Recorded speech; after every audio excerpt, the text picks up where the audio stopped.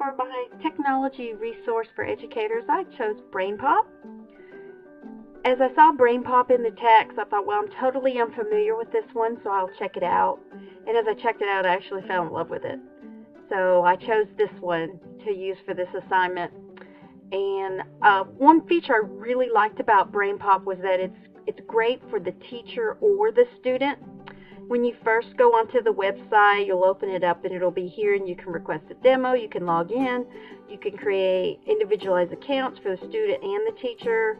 You can see all these features that are showing up. One thing as an educator that really interests me is there's free items on BrainPOP, so you don't necessarily have to have an active account. It greatly limits what you can do on the account, but there's still a lot of free items that you can utilize if you just want to explore or for some free time or something like that. It's got a lot of choices. Then it has the things here for the educators to explore. So I wanted to show you a sampling of some of the pages that you can be exposed to. And you can see here there's also like a BrainPOP Junior for the younger ones. Here's some different languages.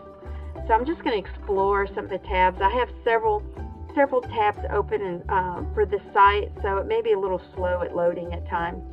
But I thought I would just let you check it out. Let's see if we can get this to play.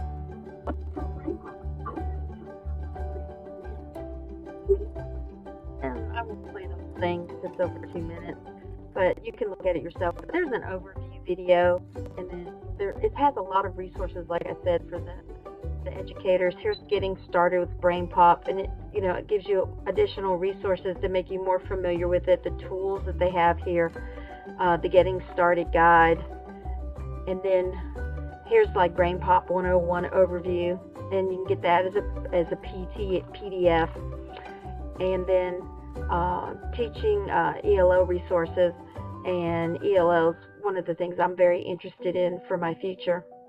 And so it gives you a guide of things you can use here, and lesson plans. So you can either pick an element from BrainPOP to incorporate into your own lesson plan, or you might see a lesson plan on here and think, wow, that would be great. My students really enjoy that. I'm going to add that to my list. There's printable activities, so you don't have to use it totally for its technology purpose. You can make some ditto pages or something if you find something and say, hey, why reinvent the wheel? They've already got a printout for it, so that's great.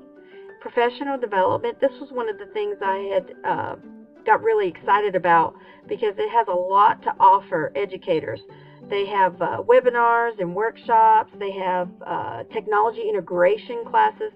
So they do a whole lot to prepare the educator to be able to use this resource. And like here's one professional development workshop. Let's see if we can get that to play. So you can see it's got engaging music, it's interactive.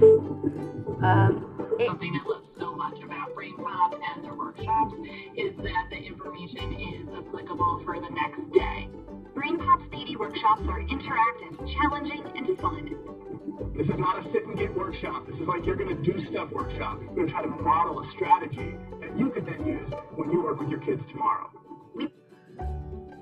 So I hope some of you will want to go back and watch some of these videos that they have on this site. I think you'll probably enjoy them as much as I did.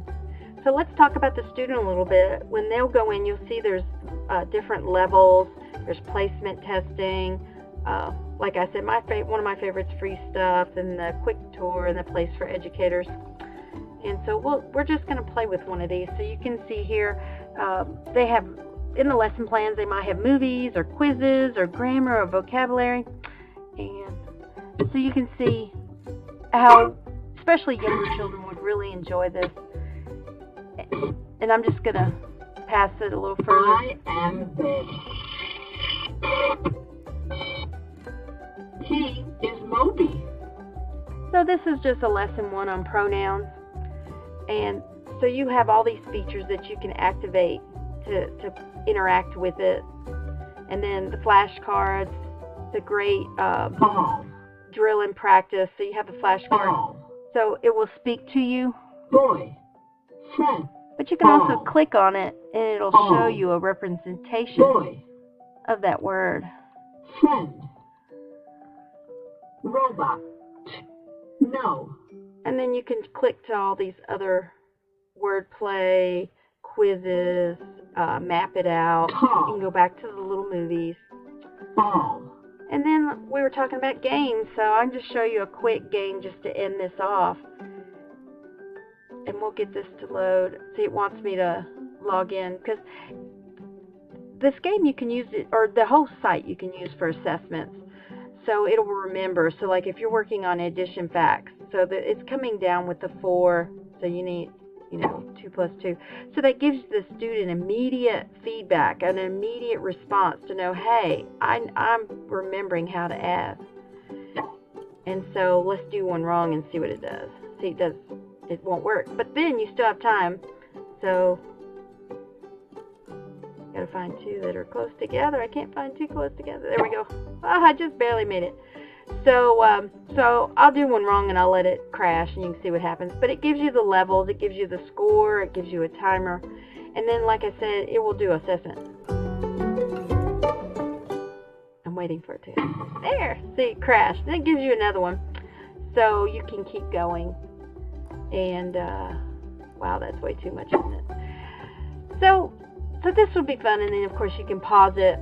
And so the student, I think, would really enjoy this because they get that immediate feedback, that fun of completing the challenge and then going to the next level. But then the teacher gets the assessment aspect to find out exactly how well the students are doing. Are they really comprehending what's being taught in the classroom?